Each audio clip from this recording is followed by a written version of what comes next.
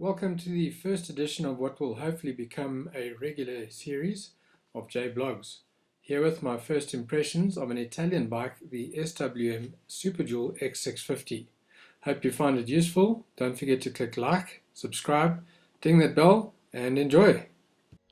Here we are with the SWM 650 X, doing a quick bit of a test ride on a gravel road. Initial impressions?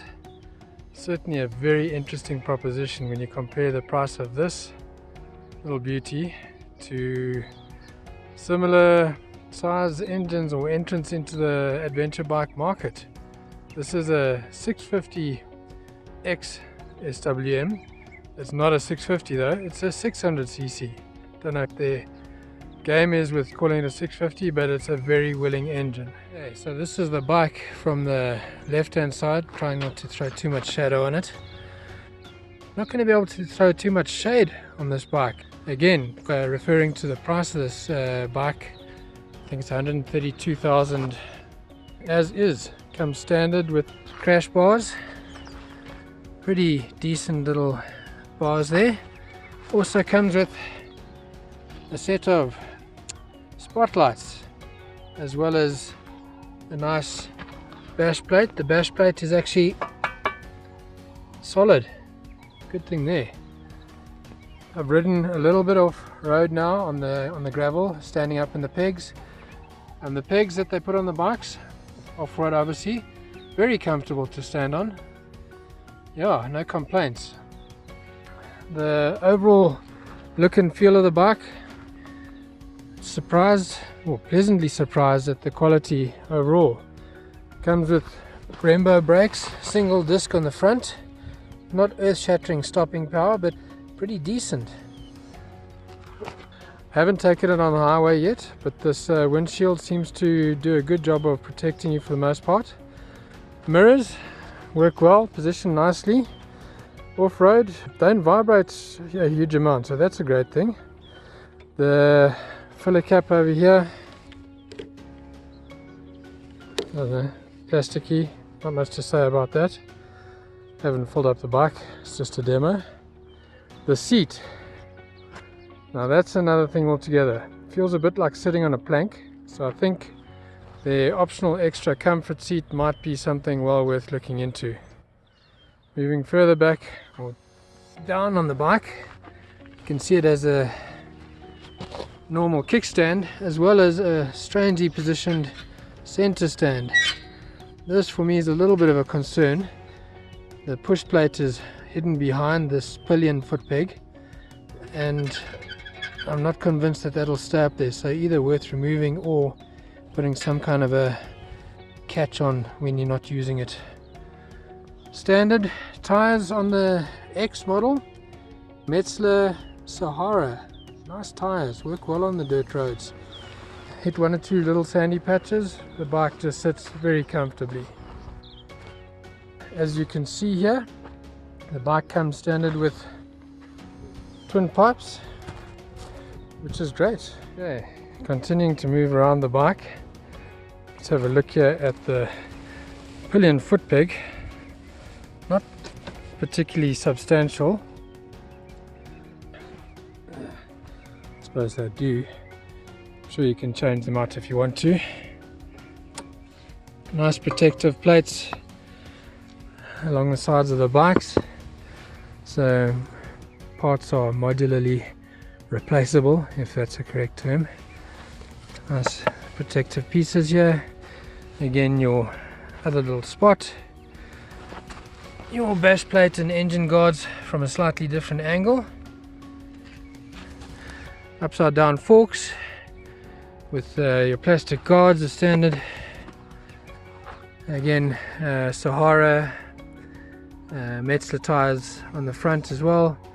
On the X model, which this one is, got a 21 inch on the front and an 18 inch rear.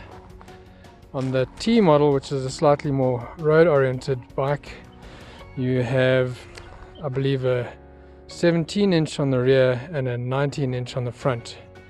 Still quite capable, I'm sure, off-road.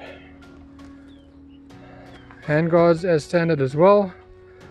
They are not bark busters, so that means they don't have metal reinforcement, but they will give you adequate protection against branches and sticks hanging over the road in most instances.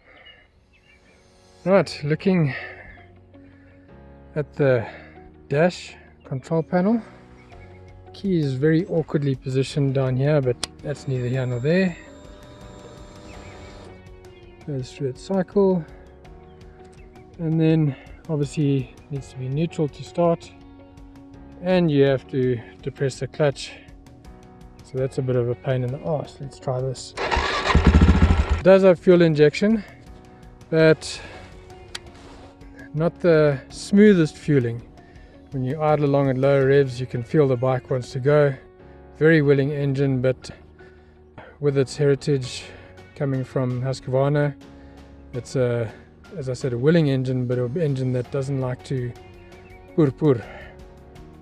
Anyway, in front here, nice metal frame holding up the visor, the windshield, something to mount your GPS and other things onto. There is something about a 12-volt readiness, although I don't see one. Maybe it mounts here or something. I'd have to ask about that. All in all though, like I say, a very interesting proposition. This bike retailing at the moment at 132 or 133,000, where the KTM 790 Adventure R is retailing at 209. The 790 Adventure S, I believe, is somewhere around the 195,000 mark, 198, somewhere around there. So this coming in at 133,000 is definitely worth a look at. I wouldn't mind taking the bike for a more extended ride, or live with it for a couple of days to see what it's really like. Very comfortable off-road, reasonably decent standing position, takes a little bit of getting used to. You might need to adjust the handlebars. My height is about 176 centimeters. The bike is fairly tall. I can reach the floor with tippy toes on both sides, but I'm used to riding taller bikes, so I don't really find it much of an issue. Off-road, it will take a bit of getting used to being that high off the ground, but again, nothing that you can't get used to. I'm not sure if there are lowering kit solutions, but would you really want to sacrifice the ground clearance by doing that? Bike from Italy, made in what was a Husqvarna factory, and as far as I know, a factory that was tooled out by BMW. I better be getting back to the bike shop before they think I've run off with the bike. I have left them with my bike's keys, but they don't know I'm doing a little bit of a review here. Maybe one day they'll see it and offer me an opportunity to take it home for a day or two to live with it and give you a more in-depth review.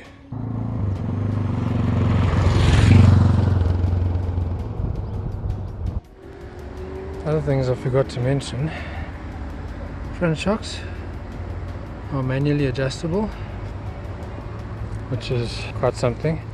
Shocks are a standard quite soft, and you got preload adjustment on the rear. Again, also could do with some firming up. I weigh about 3 kilograms, and for me, over the little bumps and stuff, it was a bit soft, so can probably tighten it up a bit or put in a stiffer spring if need be. But one hell of a value proposition. Something else interesting that I spotted: the brakes appear to be steel braided, brake lines at least at the ends closest to the pedal, brake pedal, and the calipers. Same thing front, that comes out steel braided. Very nice. A few other points to make that I didn't mention on the day. This is a 169 kilogram dry weight bike, making it the lightest in the segment, if I'm not mistaken, by a fairly long shot. It's a 4-valve single cylinder, It has a hydraulic clutch and it has electric fuel injection. It's a 6-speed transmission and it is liquid cooled. The GT pack, which is available for both the X and T derivatives, gives you two 33-litre aluminium panniers and the associated frames that you need to fit it to the bike. I don't know offhand what the pricing is, but I'm sure the dealer would be more than happy to tell you what that is. Just a quick disclaimer, this is not a sponsored video. The details for the supplier that did allow me to ride the bike are in the description below. If you found this video useful, please do like, subscribe, share it with your mates, and remember to click the bell icon so that you're notified when I upload new ones. If you have any questions, drop a note in the comments. If you have any bikes that you'd like me to review, do let me know, and we'll see what we can do in the future. Cheers. For now, signing out, J Blogs.